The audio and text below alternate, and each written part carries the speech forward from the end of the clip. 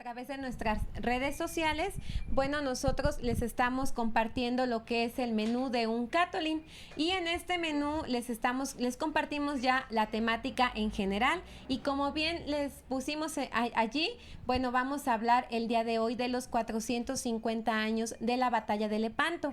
¿Esto por qué? Porque en este año justamente se están conmemorando estos 450 años, y porque desde luego nuestro productor ha visto a bien a que todos los cristianos conozcamos acerca de este trasfondo de la batalla que bastante del cristianismo lleva en sí.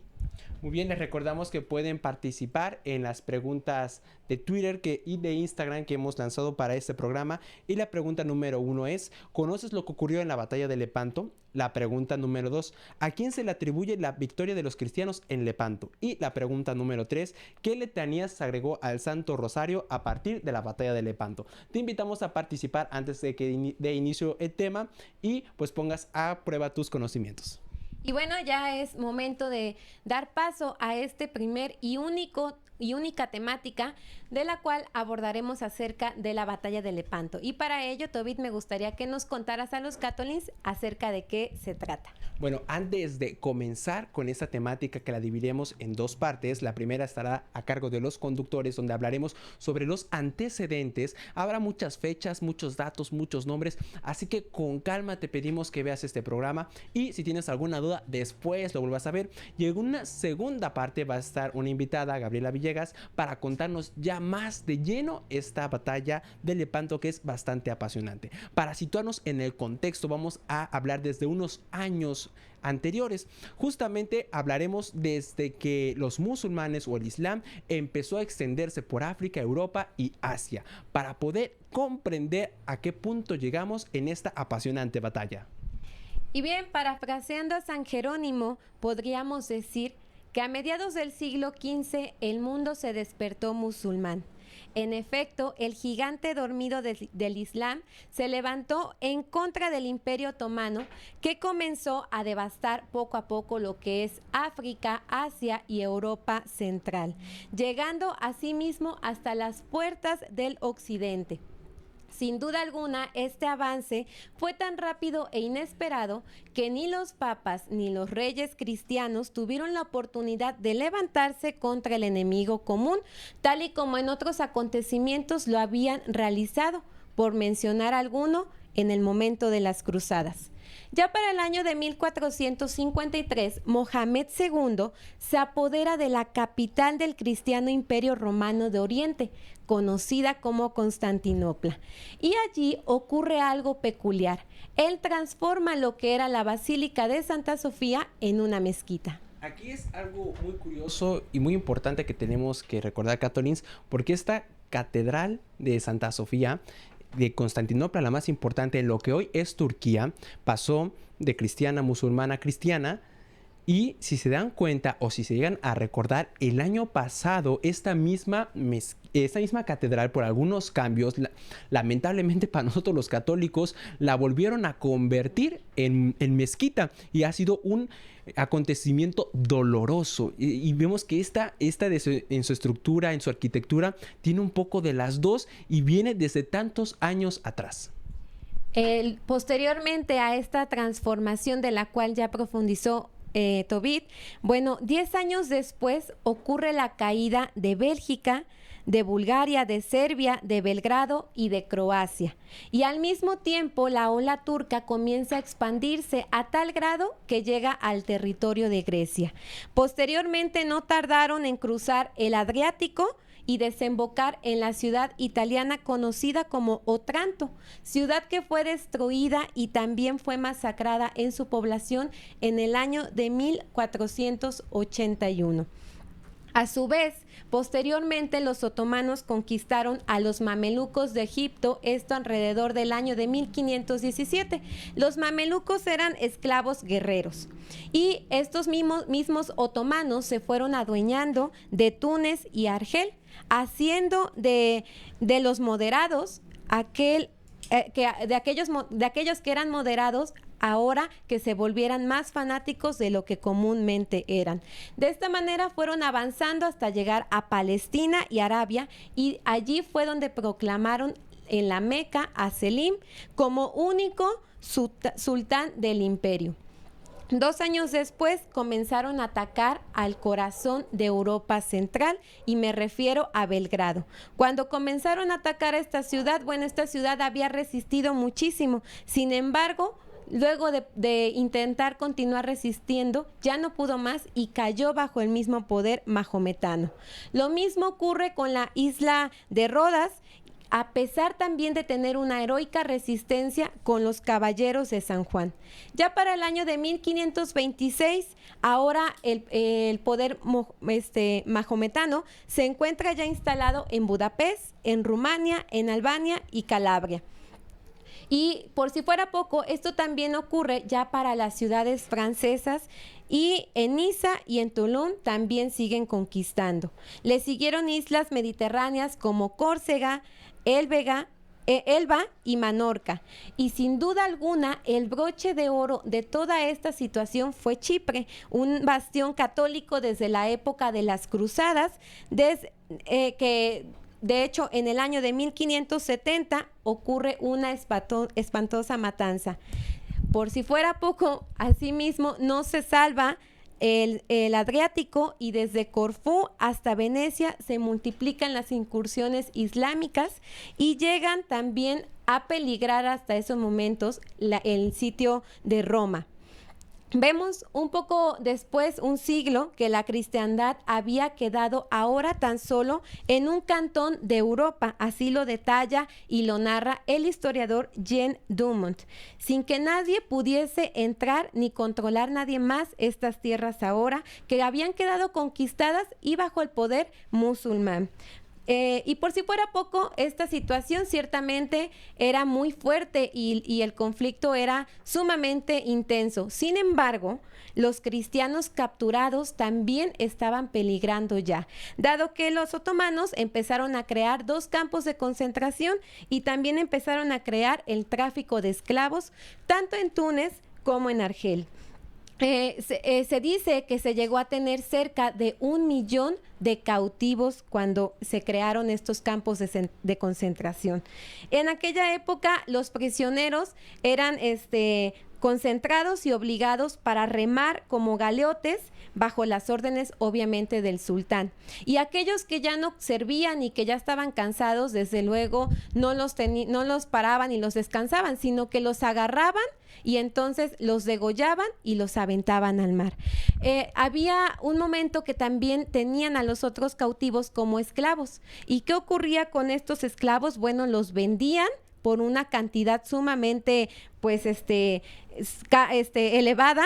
¿Y qué era lo que hacían? Los llevaban como esclavos para que otros cofrades pudieran tenerlos precisamente para sus actividades. Tal fue el caso también del pobre Cervantes, que fue un cautivo en Argel, que fue vendido como un renegado, que lo maltrató también realizando trabajos forzados y también lo tuvo recluido, sino que él tuvo la oportunidad de quedar libre hasta que otros cristianos pagaron la deuda que tenían que pagar. Muy bien, el avance musulmán no hubiera sido de tal magnitud o no hubiera logrado tal éxito si no hubiera sido por un lamentable acontecimiento, y es que una nación católica como lo fue Francia apoyó a que los musulmanes se extendieran. Así lo narra y lo comenta el historiador Jean Dumont en su libro Lepanto, la historia oculta. Bien, aquí nos dice que Francia dio material, dio dinero, dio los barcos, información a los musulmanes para que estos pudieran realizar sus actos. Y esto fue llevado a cabo por Francisco I, por Enrique II y Clemente IX, todos aliados de los musulmanes y traicionando a la cristiandad. Bueno, desde que Carlos V asciende al poder, Francisco I no le parece esta situación. Francisco I de Francia no le parece esta situación.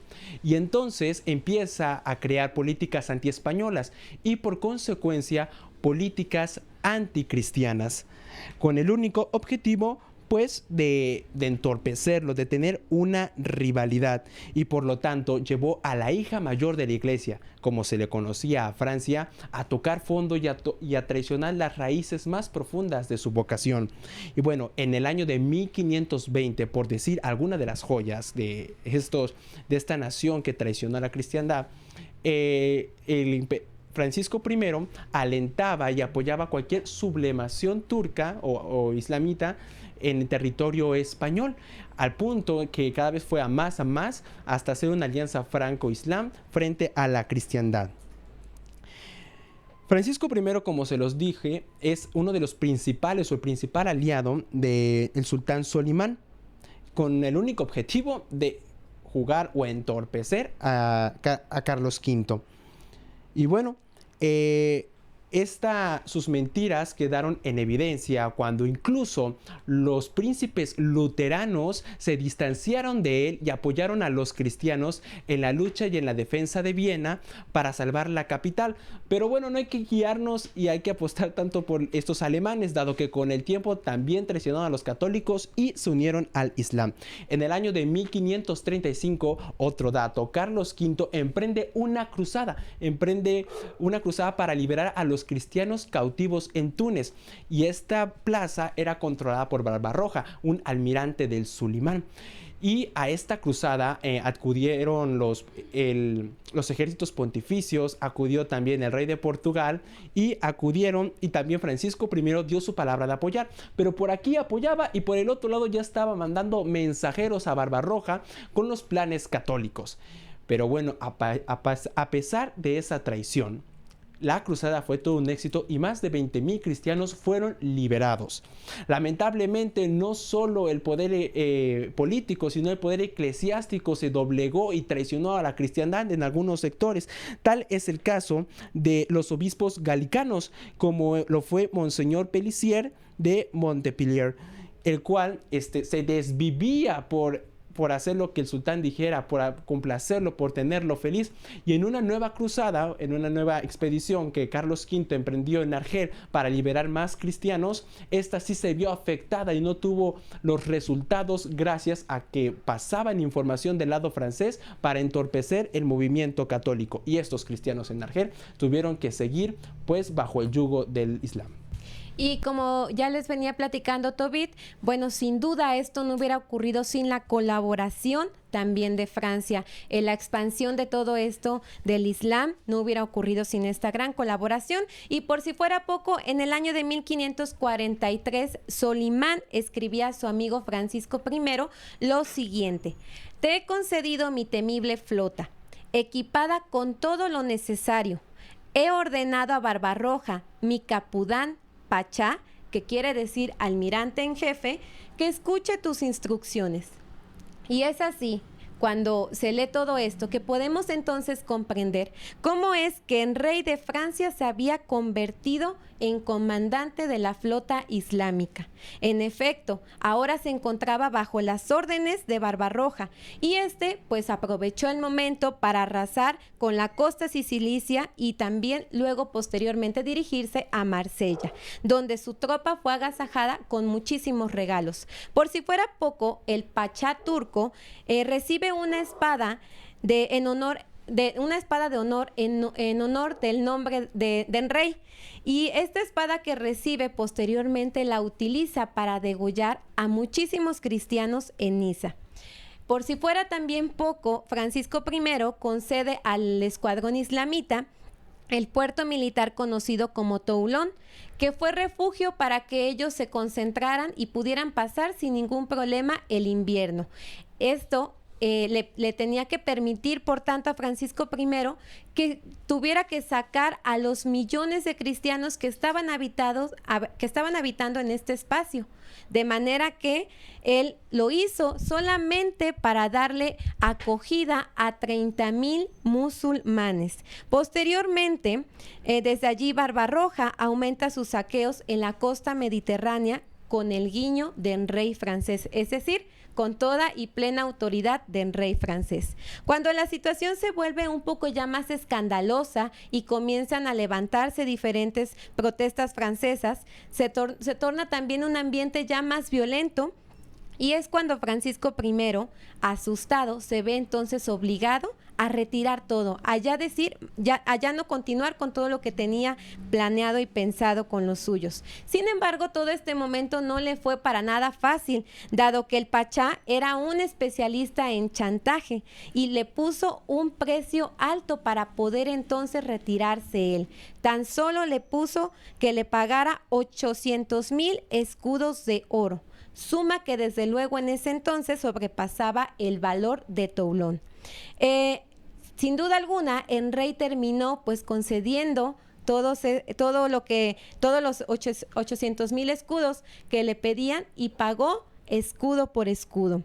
El rey terminó desde luego prisionero en su propia trampa y acabó pues desembolsando todo lo que tenía que desembolsar. Días después, la escuadra turco-franca se retiró devastado también a su paso a las costas de Nápoles.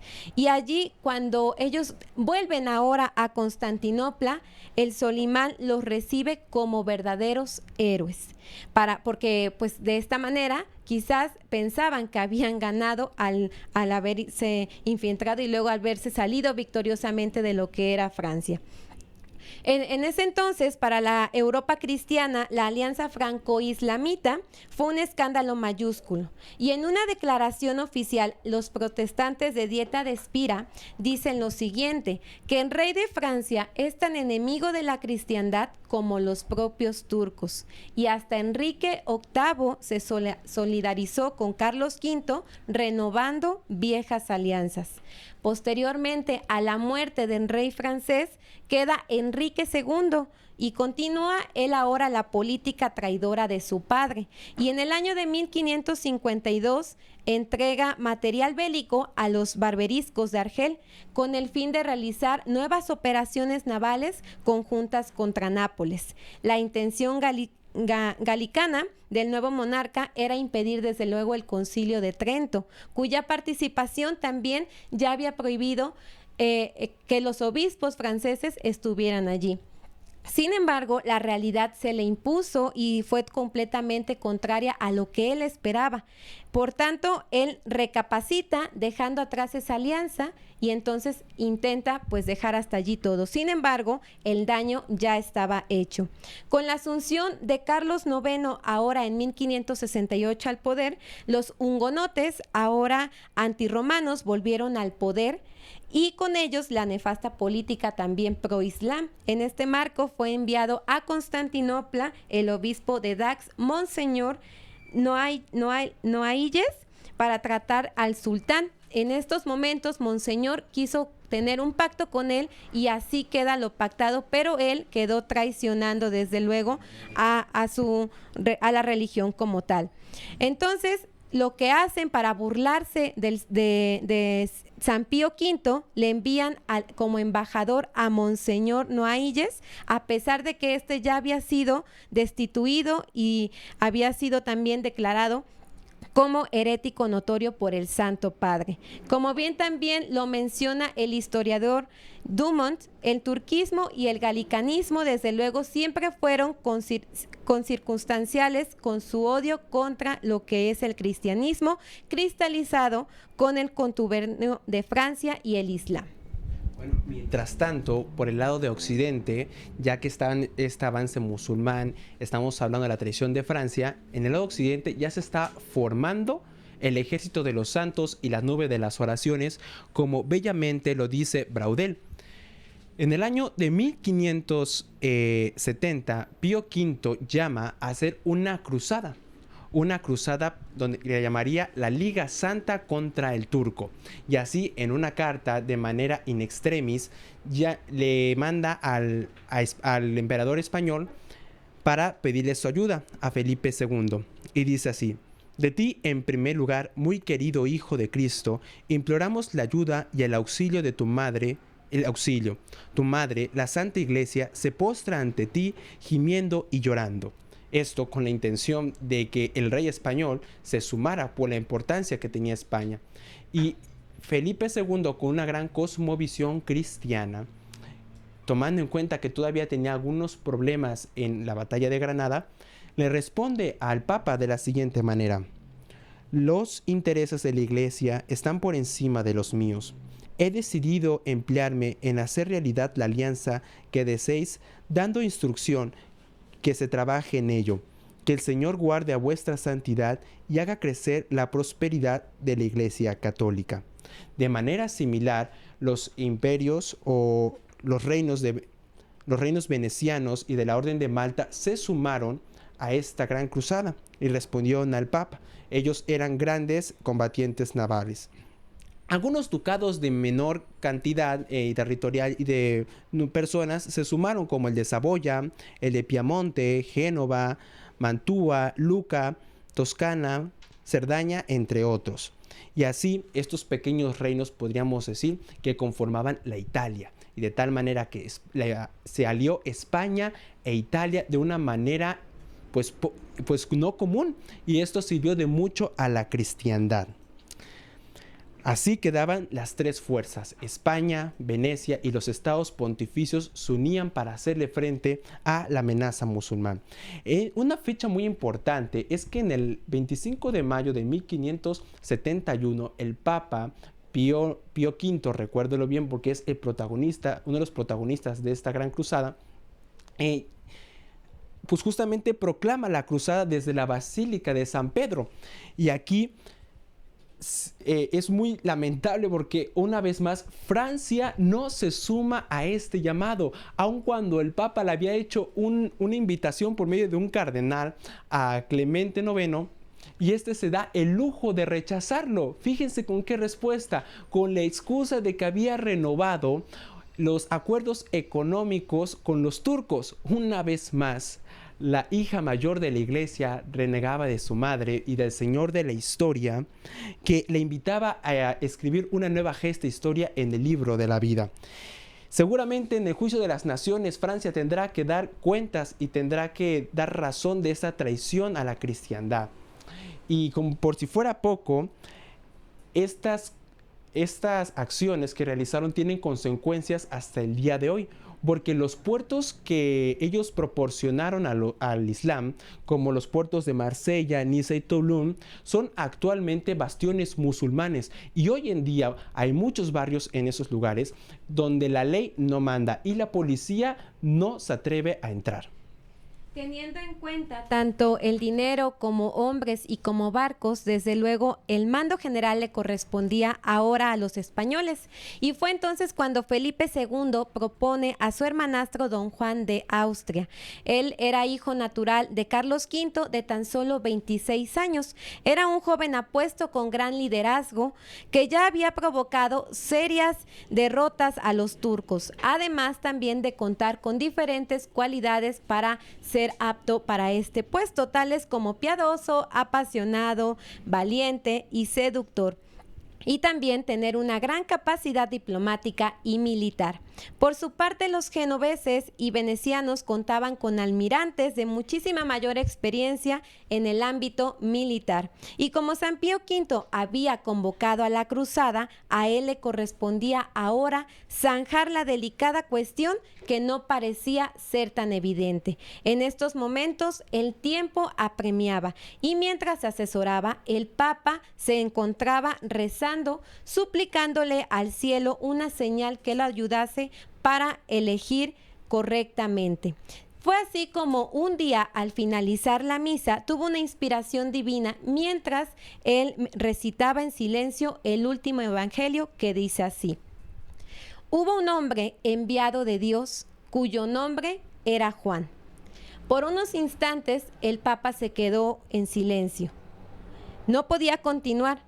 Sin embargo, después se quedó suspendido también, y hasta ya después de un tiempo fue que retomó la lectura con una leve sonrisa que dibujaba en su rostro. El versículo, tal y como lo vemos, le había iluminado su inteligencia, confirmándole al príncipe Juan como generalísimo de la Santa Liga. En estos momentos le correspondía al Arsenal de Sevilla ser el encargado de la construcción de la gran parte de la flota y del equipamiento de la galera real. Y por ello es que empiezan a construir un enorme navío de 50 metros de largo con 300 rameros, rematando por un Hércules gigantesco en la proa. Y por si fuera poco, una estatua de la gloriosa Virgen María en la popa. Allí debían embarcarse todos los infantes. También, desde luego, el conocido joven Miguel de Cervantes Saavedra, que tan solo tenía 24 años. Ya estando en el puerto y con mal tiempo, la nave a la que llamaron la Capitana zarpó, con destino al puerto de Mesina. Ahí, llegando al puerto, el generalísimo agrupó a todos los ejércitos que se habían unido para la batalla contra el Islam. Esto tengo que decirles que fue algo muy complejo porque se reunieron 80,000 soldados, 50,000 marinos y 30,000 soldados de infantería. Pero aquí había un problema, y es que al ser soldados de diferentes reinos, pues tenía que unificar el mando, por lo cual se le ocurrió una excelente estrategia, y fue el de mezclar los ejércitos con la intención de que en momentos decisivos de la batalla no desobedecieran las órdenes y no se echaran para atrás y pudieran unificar el mando. Esto le permitió a la cristiandad tener una hegemonía y solidez excepcional. Quiero comentarte algunos números. Y es que la fuerza, la principal, era la española, contando con 164 barcos, seguida de la veneciana con 134 barcos y 18 del Papa. Pero lo que realmente contó más en esta batalla fueron las 208 galeras y 6 bergantines. Finalmente, como último dato, ya para terminar esta primera parte informativa, de los antecedentes, el ejército cristiano hizo algunas modificaciones en los barcos para mejorar el tiro del cañón, que fuera más directo y con más rapidez, así también como para protegerse de las flechas que podrían lanzar los musulmanes, dado que en un solo tiro podían lanzar hasta 30 flechas envenenadas. Hasta aquí vamos a parar este contexto, donde hablamos sobre el avance musulmán, el papel y la traición vergonzosa que hasta hoy recuerda Francia con mucho dolor por no apoyar a la cristiandad en este acontecimiento tan doloroso, y cómo el ejército cristiano ya se está uniendo, ya se está agrupando para hacer frente en donde se encontrarían, que sería Lepanto. Hasta aquí vamos a hacer una pausa y continuaremos después de esta carga de fe. Así que vamos a dar un fuerte aplauso a todos ustedes que nos están viendo desde el otro lado de la pantalla. Continuar en esta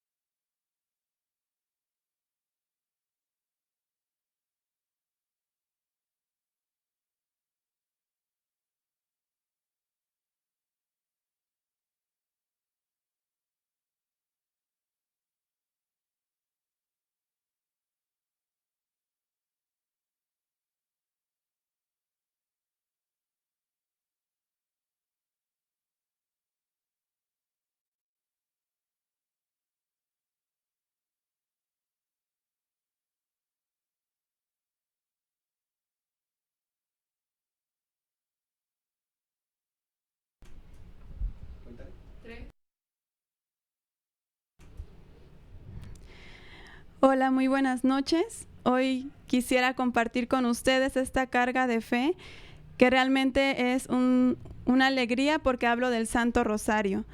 Mi nombre es Alejandra y espero que con estas palabras puedan ustedes encontrarse con María Santísima, porque es a través de ella que nosotros podemos llegar a nuestro Señor Jesucristo más rápido. Dentro de mi oración yo repito muchas veces estas palabras: Señor, enséñame a amarte. Quiero amarte, sobre todo cuando le digo que lo amo, porque realmente reconozco que mi amor por Él es pequeño, y que su amor por mí es muy grande. Entonces, al decirle que lo amo, yo me quedo muy corta y lo completo diciéndole: Señor, enséñame cómo amarte.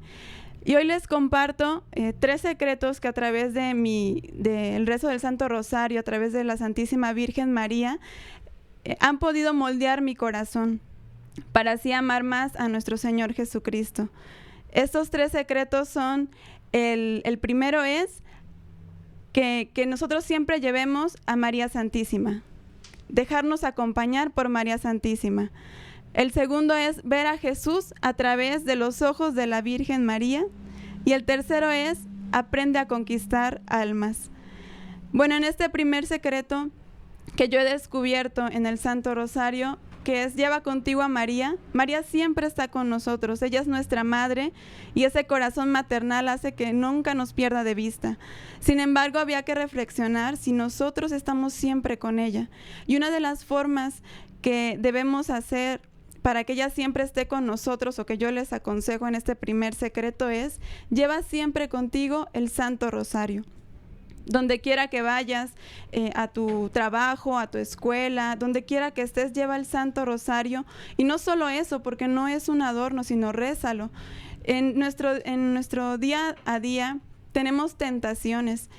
Y si estamos tomados fuertemente de la mano de la Virgen María, pues va a ser más difícil que caigamos en ella, y esto es pues como testimonio. Si estamos tomados de su mano, nuestro corazón va a voltear a ver a Jesús antes de voltear a ver la tentación. Entonces, lleva siempre contigo, pero no solo eso, rézalo. Y el segundo secreto que yo he descubierto a través de María Santísima es ver el corazón de Jesús a través de los ojos de María. ¿Y cómo es esto? Pensemos, ¿quién ha estado con Jesús más tiempo en la tierra? ¿Acaso los apóstoles, los discípulos? ¿Acaso Pedro, Juan? ¿Quién ha estado? Para aclarar esto, o para resolver esta cuestión, traigo un pensamiento de San Pablo IV, en donde dice: el rezo del Santo Rosario exige un ritmo tranquilo y un ritmo reflexivo en los misterios de la vida de nuestro Señor, vistos a través del corazón de aquella que estuvo más cerca de nuestro Señor. ¿Y quién es? Pues María Santísima. Ella es la que estuvo más cerca, porque los apóstoles lo acompañaron en estos últimos años de su vida de predicación. Pero María Santísima estuvo con ella desde los misterios gozosos, que hablamos ahí de la Anunciación, desde el vientre, hasta los misterios dolorosos, en donde está María acompañándolo en su muerte, en su pasión y también en su resurrección. Entonces, que María Santísima nos ayuda a ver ese corazón de Jesús, pero a través de sus ojos, que son ojos de amor, que son ojos también donde exige que lo amemos, entregándolo todo como ella, confiando siempre en Jesús y esperando siempre en nuestro Señor. Y el último secreto que les quiero compartir es: aprende a conquistar almas. Este es como un testimonio que yo les quiero dar. En cierto tiempo en mi vida, pues una persona importante, yo descubrí que creía en la muerte, mal llamada Santa Muerte. Entonces yo no quise atreverme a hablar antes sin hacer oración, porque sabía que esto no lo iba a ganar con palabras, sino que pues necesitaba el respaldo de Dios y de María Santísima. Entonces, antes de enfrentarme a esta situación, yo lo que hice es ir a rezar al Santísimo todos los días y estar frente al Señor y rezar el Santo Rosario. Y fueron varios días que estuve haciendo esto, y después de estos momentos pude ir con esa persona a quien yo quería, que quiero mucho, y decirle pues que eso no estaba bien y que había que creer en nuestro Señor y que la muerte pues es el demonio. Y pues por la misericordia tan grande de Dios, esta persona se convirtió y dejó de creer en la muerte y se acercó a Dios. Entonces, no dejemos de lado a María Santísima, sino al contrario, hay que traerla a nuestro corazón y abandonarnos en ella frente a las tentaciones, frente a las atribulaciones. Siempre tener presente y rezar el Santo Rosario, porque a través de ella nos acercamos más al corazón de Jesús.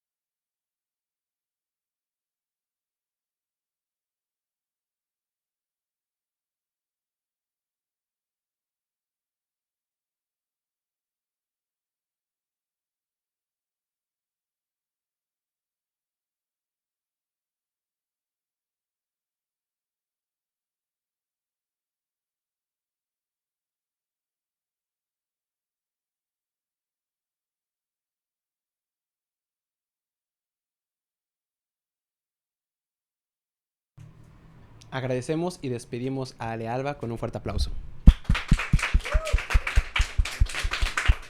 Es muy importante ver cómo el rosario hoy en día sigue dando testimonios tan fuertes como el último ejemplo que nos regala Alba.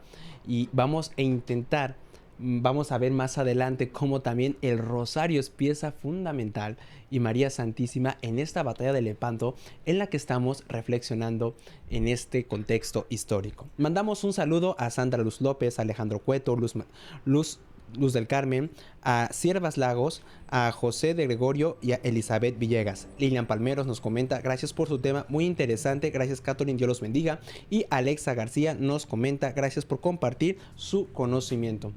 Bueno, los invitamos a seguir poniendo e interactuando con nosotros acerca de este tema que es la batalla de Lepanto. Y bueno, ahora ya es momento de dar turno a la continuación de este único tema y le damos la bienvenida en el set de Catolín a Gabriela Villegas con un fuerte aplauso.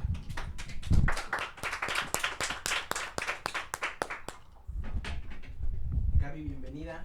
Ya hemos estado hablando un poco sobre el contexto histórico, sobre el avance musulmán, los papeles de Francia, España, los estados pontificios, la conformación del ejército cristiano, pero ahora, ¿qué sigue en esta batalla de Lepanto? Exactamente, bueno, pues antes que nada, buenas noches Ale, Tobit, buenas noches a todos los catolins que nos están sintonizando en casita.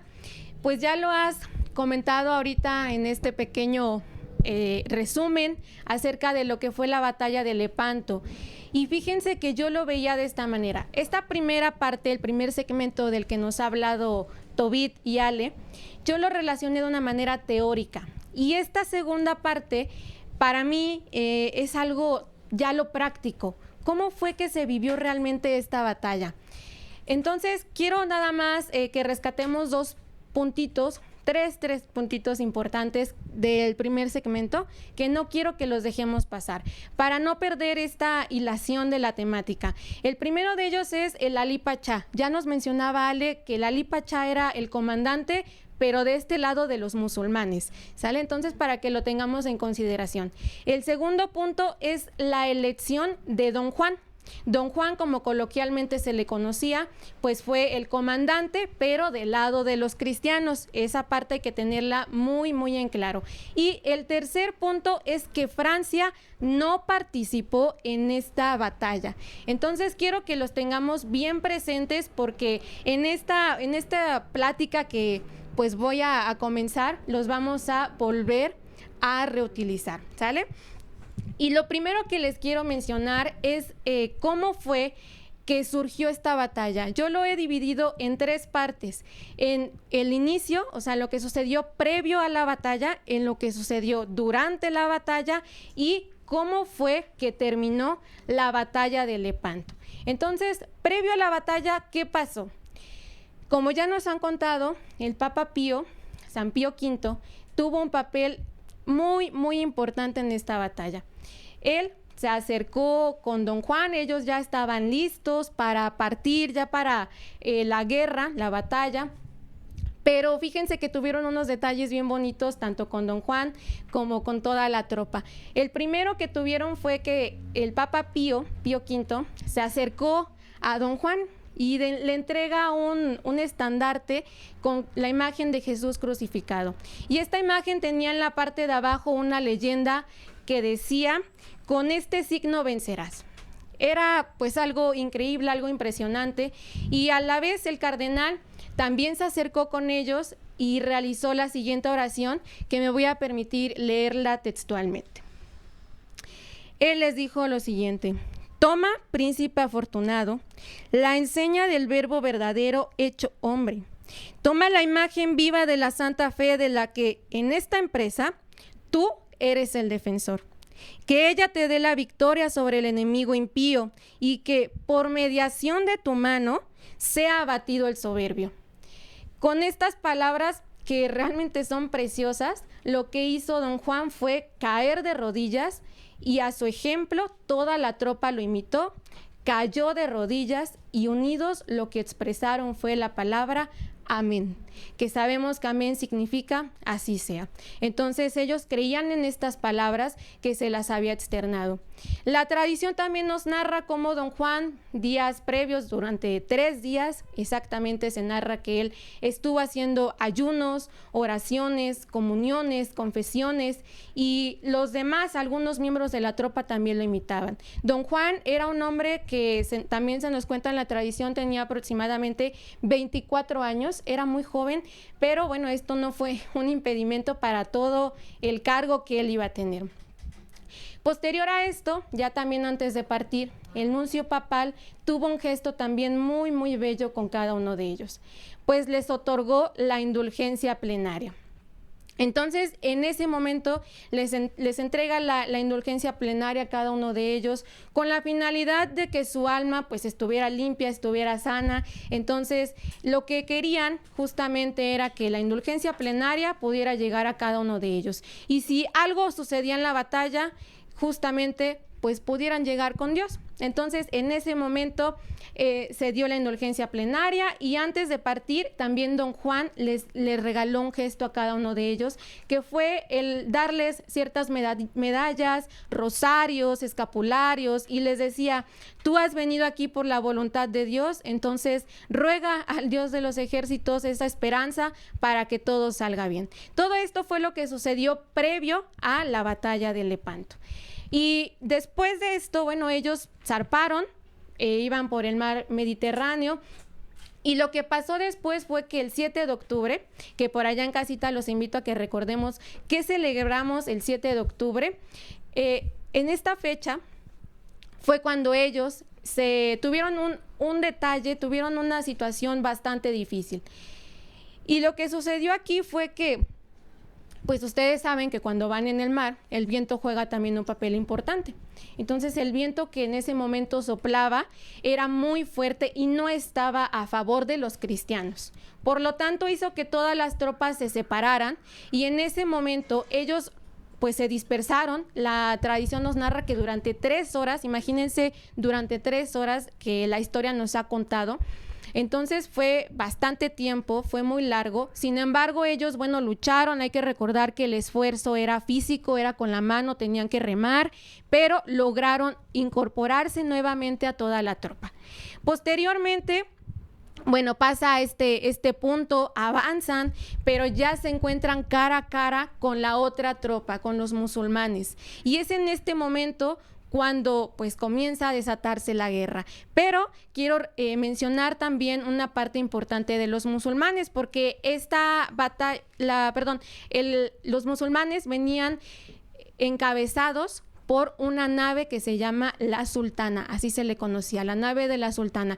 Y en ella, bueno, venían personas reconocidas como médicos, músicos, astrólogos. También venían ahí 2 hijos del Ali Pachá, que ya recordamos quién es el Ali Pachá. Entonces venían ahí 2 de sus hijos, y ellos tenían toda la confianza en sí mismos, estaban seguros de que iban a ganar, porque también para esto eran 120,000 hombres los que iban a la guerra, aproximadamente unos 400 barcos, y claro que cada uno de los barcos estaba preparado, llevaban todo lo necesario para poder realizar esta batalla y para poder ganar, porque uno de los elementos que llevaban eran los cañones.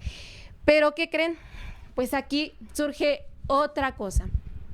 Cuando se encuentran cara a cara los 2 grupos, lo que pasa es que el grupo de los musulmanes lanza unos cañones, y en ese momento el viento vuelve a cambiar, pero ahora vuelve a estar a favor de los cristianos. Y ahí te interrumpo para dar 2 datos curiosos, porque claro. Eso es muy importante. Recordar que, como bien lo decías, las naves se manejaban con 2 fuerzas. No era como hoy que pues a motor, sino con el viento, y eso es tan importante. Y también con los que reman. Y por el lado de los musulmanes, recordemos que tenían muchos esclavos cristianos. Así es. Esa era la importancia de que ellos conquistaran tanto, porque no iban a poner a los mismos musulmanes a remar. Y el segundo dato curioso es que los musulmanes hasta ese momento con lo que nos decía Gaby, venían médicos, venían de fiestas a los hijos porque no habían conocido derrota, venían confiados de que iban a ganar. Incluso hasta en número son un poco superior a los cristianos. Y ese gesto que nos hablas del viento marca un momento decisivo en los cristianos. Así es, exactamente, como nos ha mencionado ahorita Tobit, los cristianos eran presos para los musulmanes, ellos los ocupaban como esclavos, entonces por eso aquí también era bien importante que ganaran esta batalla, porque si no, imagínense los cristianos que iban a pasar a ser, ¿no? Esclavos, iban a pasar a servirles a estos musulmanes. Y algo que no tenían a favor los musulmanes, era que tenían una desunión moral. ¿Por qué? Porque ellos no se apoyaban. El Ali Pachá veía a cada uno de ellos como unos esclavos y decía, bueno, estos me van a servir, vienen aquí a rendirme tributo, entonces, pues nada más, ¿no? No los ocupaban como personas que les pudieran ayudar en esta batalla. Pero pues ya les mencionaba, el viento cambia y cuando ellos lanzan estos cañones, justamente se regresan y a los que lastiman son a los musulmanes. A partir de esto, los cristianos, pues era el momento en el que pudieron aprovechar, pudieran empezar a ganar parte de esta batalla, y así fue, así sucedió. Para mí esta parte fue algo impresionante porque, como decía Tobit, ¿no? Fue un gesto tal vez muy pequeño, que lo podríamos mencionar así, la parte del viento, algo mínimo, pero para los cristianos en este momento era algo fundamental. Y gracias a esta parte ellos pudieron ganar, pudieron dar la victoria. Y aquí es como se cierra esta parte de la batalla. Del Ali Pachá, que era el representante, el comandante de la otra tropa, no se sabe exactamente cómo murió, porque algunos cuentan que falleció justamente en esta parte de la guerra, otros dicen que se suicidó, pero no se sabe a ciencia cierta qué fue lo que sucedió. Y hace ratito ya también nos daban un dato importante, que Miguel de Cervantes Saavedra participó también en esta batalla. Es aquí donde él, bueno, quiero recalcar que él estaba a favor de los cristianos, él estaba apoyando a los cristianos. Entonces, lo que él realizó fue pues también defender, y en este momento en el que él defendió quedó lastimado de la mano, y justamente en esta guerra se le da el nombre de el Manco de Lepanto. Entonces, para que también lo tengamos ahí a consideración. Todo esto pasó durante la guerra, durante ya la batalla de Lepanto. Cierro esta parte de lo que sucedió durante la batalla y ahora me voy con otro punto importante. Quiero volver a recalcar, claro, porque claro. El hecho de que el viento cambiara, como bien dice Gaby, que ellos lanzan los cañones, hace que el humo de estos cañones cegara todo el ejército musulmán, hiciera que los disparos salieran para todos lados, o bueno, no con la precisión que quisieran, y hieren a sus mismos a su misma tropa. Claro. Incluso se dice de Lepanto que es la batalla naval más grande de toda la historia, por el número de barcos, por el número de personas actualmente que no se ha rebasado, y que ese día los litros de sangre que se vertieron en el mar fueron muchísimos, que ese mar se tiñó de rojo. Así es. Entonces, bueno, ya una vez que Tobit nos ha precisado estos puntos, eso fue lo que dio también parte de la ganancia, ¿no?, a nuestros hermanos cristianos. Y bueno, les mencionaba que quiero decirles ya un puntito importante también que no entra dentro de lo que sucedió durante la batalla. Y quiero hablarles ahorita de un hombre que fue muy importante en esta batalla, que fue un hombre muy fuerte, muy valiente, que se encomendó siempre a Dios, que confió en Él, que se abandonó por completo en María Santísima. Y pues les estoy hablando de San Pío V. Él tuvo un papel fundamental en la guerra de Lepanto, en esta batalla, porque él decía, bueno, ¿qué voy a hacer? ¿Qué es lo que vamos a hacer como cristianos? No se quedaba con las manos cruzadas.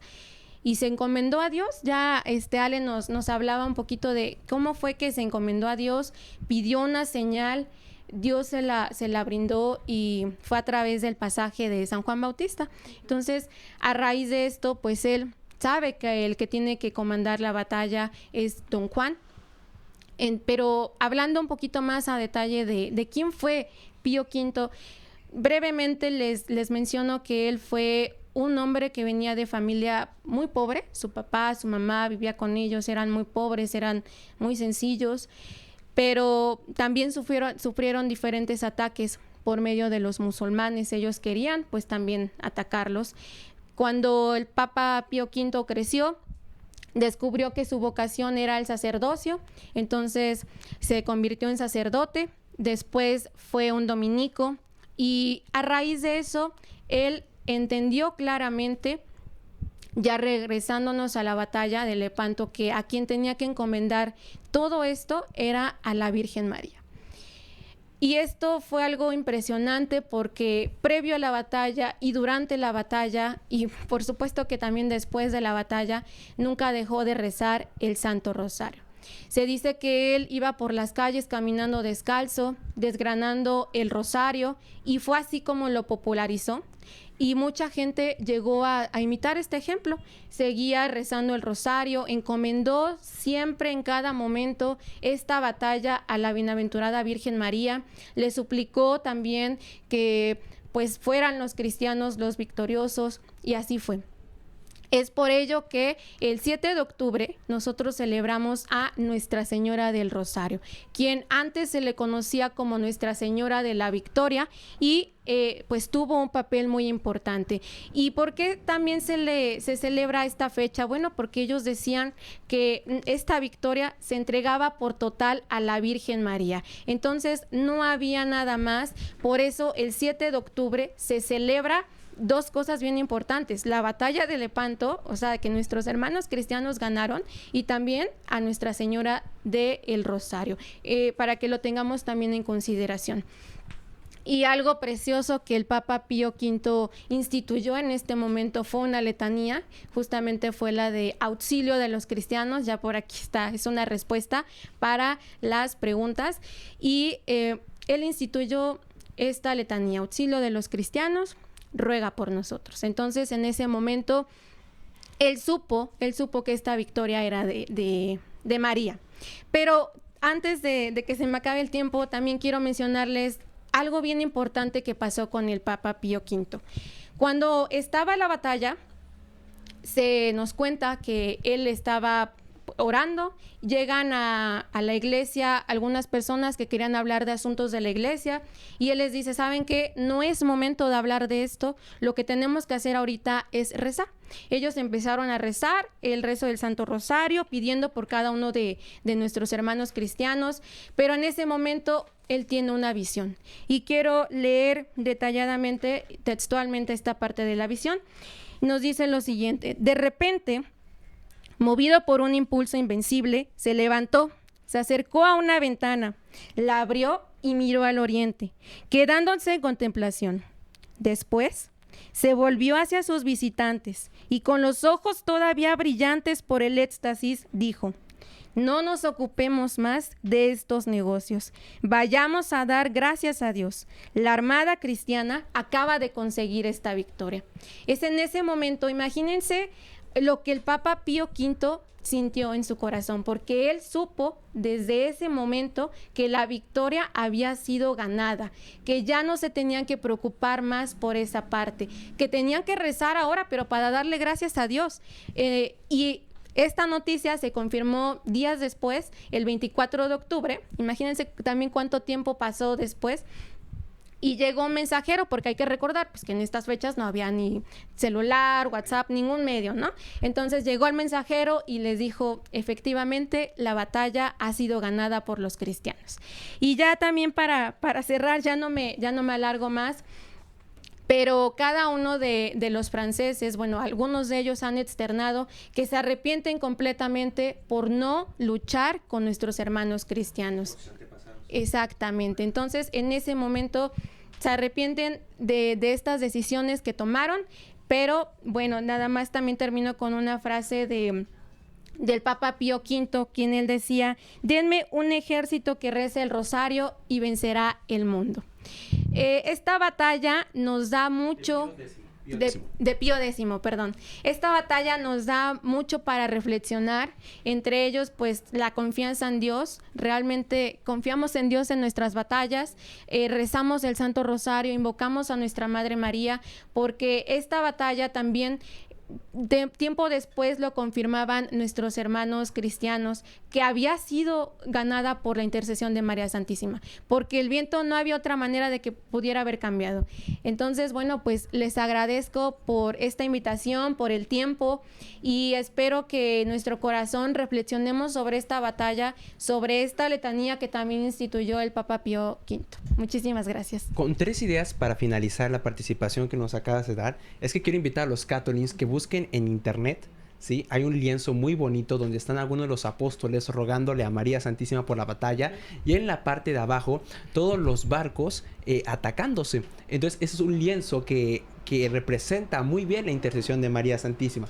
El segundo dato es recordar, bueno, más si no recordar, decirles que si bien el rosario ya existía, es a partir de esta batalla que de una manera ya vamos a decirlo con esas palabras, se institucionaliza, se populariza, se empieza a rezar. Fue gracias a esto que también tiene una expansión la devoción del rezo del rosario. Y finalmente, para que se den una idea de la aplastante victoria, que eran ejércitos muy similares, por el lado de los musulmanes cayeron más de 30,000 y del lado cristiano solo 8,000. Y de las 230 galeras turcas, solo 30 volvieron a puerto. O sea, fue una victoria aplastante. Y si bien recordemos que estaban avanzando para destruir la cristiandad, que era el objetivo, los barcos los reconstruyeron muy rápido. Realmente eso no hubo problema. Pero las pérdidas humanas que tuvieron en aquella batalla, de tantos, al que estaban tan confiados de ganar, que iban todos los especialistas, todos con los conocimientos de años, los navegantes, los que más sabían. Y a la hora que todos se mueren, pues es algo que el ejército musulmán no puede recuperar, porque se perdió en esa batalla tantos años de experiencia. Y es así que María Santísima se le agradece y le agradecemos que haya frenado ese ataque musulmán, porque quizás otra sería la historia en la tierra cristiana, y otra hubiera sido la historia en América, dado que nosotros se nos llegó la fe gracias a España. Gracias, Gaby, por completar esta hermosa batalla de Lepanto, que invitamos a los Catolins a profundizar muchísimo más, y te despedimos con un fuerte aplauso. Muchísimas gracias.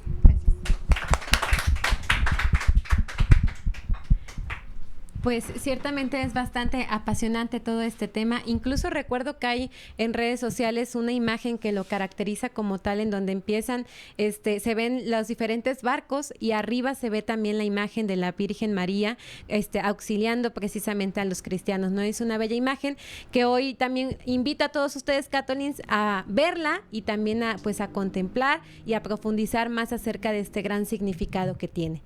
Y bueno, es momento ahora de dar paso a nuestra sección Orando y Confiando, así que le damos la bienvenida en Catolin a Katia Ortega, para quien pido un fuerte aplauso.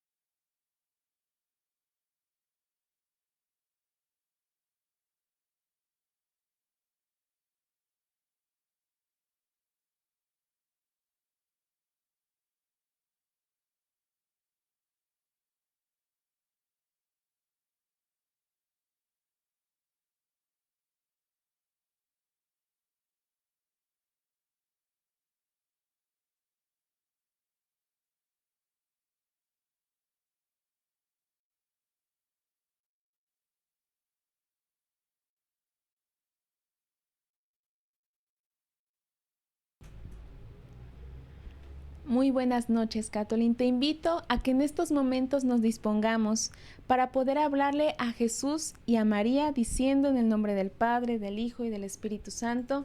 Amén. Señor Jesús, bendito seas. Te damos gracias por este día, por esta noche, por este programa, Señor, por todas las riquezas y las enseñanzas que hoy nos das. Pero esta noche, Señor, queremos dedicar esta oración de manera especial a tu amada Madre María Santísima, como Madre que es auxiliadora de todos los cristianos, María Auxiliadora. Queremos darte las gracias, María, porque tú nos has acompañado, porque a través de este testimonio que nos han hablado sobre la batalla de Lepanto, tú nos enseñas que tú eres nuestro auxilio en las batallas. Pero no solamente en las batallas humanas, María, sino también en las batallas espirituales, porque eres tú quien nos acompaña, quien nos ayuda y quien nos va dirigiendo. Y hoy nos has dado, María, una herramienta más para poder seguir adelante en esas batallas que cada uno de nosotros presentamos, ya sea en nuestro trabajo, en nuestras escuelas, en nuestras comunidades, nuestras batallas espirituales, con las tentaciones que tú conoces y que tu Hijo sabe que presentamos. Hoy aprendemos y recordamos que con el rezo del Santo Rosario podemos ganar todas las batallas que el Señor permita podamos tener. Ayúdanos, María, a que con este testimonio que hemos escuchado tengamos ese celo y ese amor de rezar el Santo Rosario cada día, como una muestra de amor, pero también como una muestra de auxilio, de que solos no podemos, de que te necesitamos, de que necesitamos de tu ayuda porque somos pequeños, porque nos equivocamos y necesitamos de tu socorro y de tu auxilio. María Auxiliadora, ruega por nosotros y acompáñanos. Ruega en los momentos en los que en nuestras batallas pareciera que ya no hay salida. Ayúdanos, María Santísima, para que nada pueda turbir nuestro corazón. En esta noche queremos recordar también una parte de aquel bello poema de Santa Teresa de Ávila que nos puede ayudar para aquellos momentos que tengamos de tribulación. Así que si, Catolín, tú tienes alguna batalla espiritual o alguna batalla humana, en estos momentos te pido que pongas atención a esta pequeña parte del fragmento del poema de Santa Teresa que hoy nos recuerda que solamente Dios basta. Nada te turbe, nada te espante, todo se pasa, Dios no se muda. La paciencia todo lo alcanza, quien a Dios tiene nada le falta, solo Dios basta. A Jesús sigue con pecho grande, y aunque no veas salida, nada te espante. Ves la gloria del mundo es gloria vana, nada tiene de estable, todo se pasa. Aspira a lo celeste, Dios rico en promesas, nunca te falla, solo Dios basta. Véngase desamparos, cruces y desgracias, siendo Dios tu tesoro, nada te falta, solo Dios basta. Catolina, aunque veamos desfallecer muchas cosas a nuestro alrededor y que pareciera que todo se derrumba, ayúdanos a recordar que con el auxilio de María y el poder y la grandeza de Dios, nada malo puede pasarnos, porque solamente el amor de Dios basta. Es por ello que también en esta noche queremos encomendar a todos los católicos que tienen alguna tribulación, alguna batalla. Queremos pedir tu intercesión, María Santísima, María Auxiliadora, por todos los enfermos de coronavirus. Especialmente en este día, Señor, te pido por Laura Delgado González, que padece de COVID y que la acaban de entubar. Te pido también por María Magdalena Colome, que también está enferma de COVID. Te entregamos a las almas del purgatorio. Te pedimos por el eterno descanso de Magda Domínguez, por todas las personas que no tienen trabajo, por todas las personas, Señor, que tú bien conoces y que sabes que están pasando alguna tribulación en sus vidas.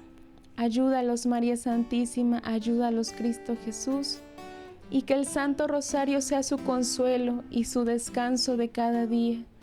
Al despertar y antes de dormir, María, sé tú nuestro consuelo. Ayúdanos, Señor, a recordar como lo dice tu Salmo: en paz me acuesto y enseguida me duermo, pues solo tu Señor me da seguridad. Amén. Gloria a Dios. En el nombre del Padre, del Hijo y del Espíritu Santo. Amén.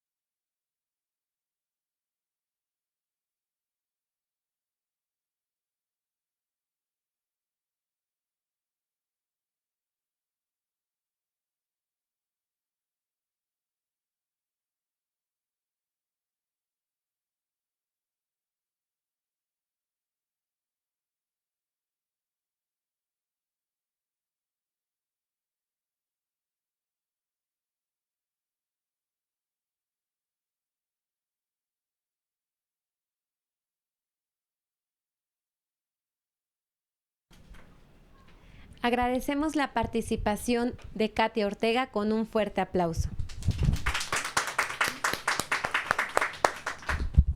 Tobit, ¿cuáles son los últimos comentarios y los resultados de la encuesta? Bueno, finalmente queremos mandar saludos a Nayeli Cuevas, a Dulce María, a Ana Rodríguez, a Julia Martínez y a Gislanda. Y las encuestas quedan de la siguiente manera.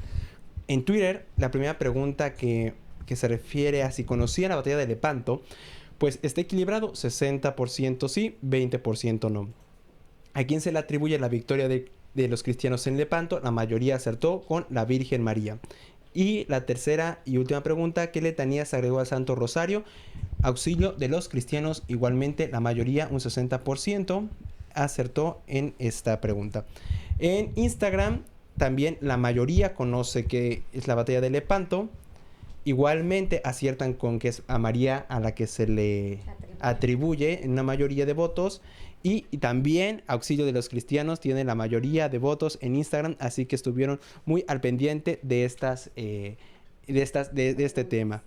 Gislanda nos dice, sin duda, es de las mejores defensas para las grandes batallas rezar el Santo Rosario. Dios los bendiga, Catolins. Y Margot nos pone gracias, Tobit, Ale y Gaby, por compartir tan importante tema. Dios los bendiga. Muchísimas gracias, Catolins, por sus comentarios y por participar en las encuestas de La Fe que Informa. Y bien, pues ya hemos llegado al final de este programa, pero no queremos despedirlo sin antes recordarte que el día de mañana tenemos Hora Santa a las 5:30 desde la Rectoría de Nuestra Señora del Carmen y posteriormente a las 6:30 la Santa Eucaristía presidida por el presbítero Rafael Luna. Esta Hora Santa y esta Santa Eucaristía será transmitida desde luego por Facebook Catolin, así que te invitamos a que nos sigas. Tobit, si nos recuerdas también cuáles son nuestros productos. Una manera de apoyar a La Fe que Informa es adquiriendo los diferentes productos que tenemos para ustedes, bultos, revistas, tazas y todo lo que demás vamos a estar sacando, que nos pueden seguir a través de Catolin o de Soy un Catolin, y con su ayuda podemos sustentar este proyecto. Pero sobre todo es muy importante que oren por nosotros para que Dios vea siempre con buenos ojos este proyecto.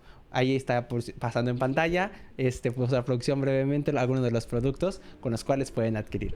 Y bien, pues agradecemos que durante este programa nos hayas acompañado, Catolin, así que despedimos este programa. Este fue Un Café con 3 de Fe. La cuenta, por favor.